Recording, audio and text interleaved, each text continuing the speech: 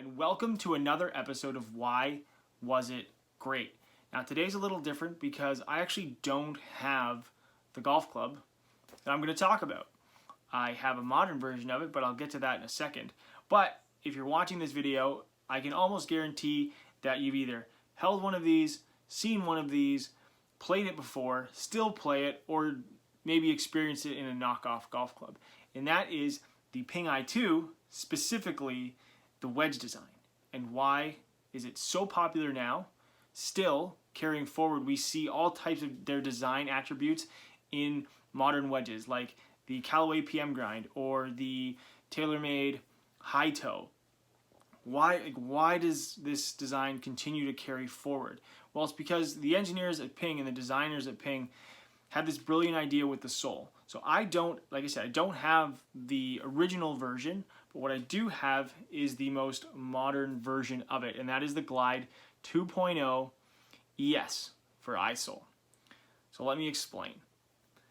The i2 sole design is so brilliant because you have the full bounce exposed on a normal shot, a full swing shot. Not a lot of people are going to hit full swings with their lob wedges or sand wedges anyways, but you have that option. Now, speaking to popularity of the design, we have the higher toe, right? Something that's very prevalent in the PM and the TaylorMade high toe by its name, right? So there's more face up here. So center gravity is a little higher, so when you do happen to miss it or when you hit shots out of the rough, you're still going to get some spin and some bite on it. You're not going to get as many of those ones where they kind of float, right? You got a floater. But here's where this club shines. It's in the hosel design and the way the sole is shaped. This hosel is very thin, and when you look at the crotch of the golf club here, you'll notice that it actually transitions fairly high into the club face. It doesn't actually come down all the way to the bottom. And there's a reason for this, and that is it's very thin, and when you open it up, look at that. Still extremely thin.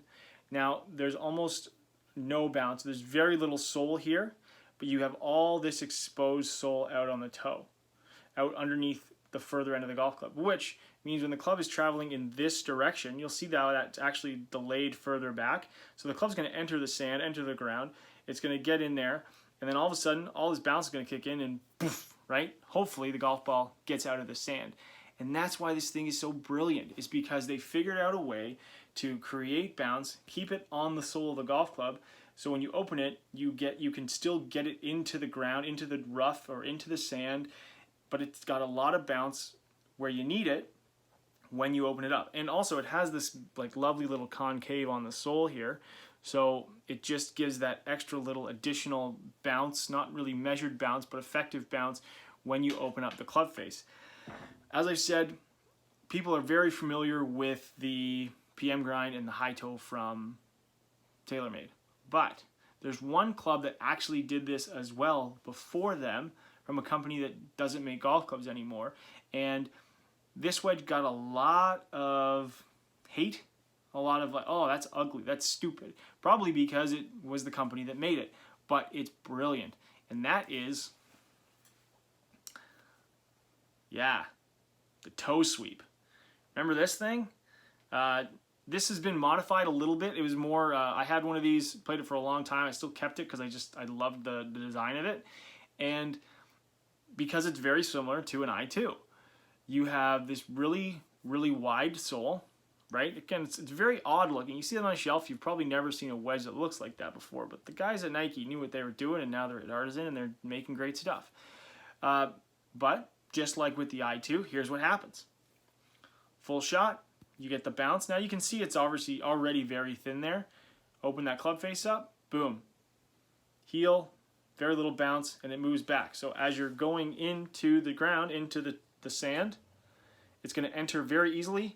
The bounce kicks in later on during impact or past impact, and poof, ball goes out of the sand, and hopefully you're on the green and able to make a putt and get up and down. And that's why this design is so timeless. The i2 sole design, we've seen it 30 years ago, and we still see it today. If you have questions about this, please ask. Please use the comment section or reach out on Instagram or Twitter, RDS Brath, or on Spec WRX.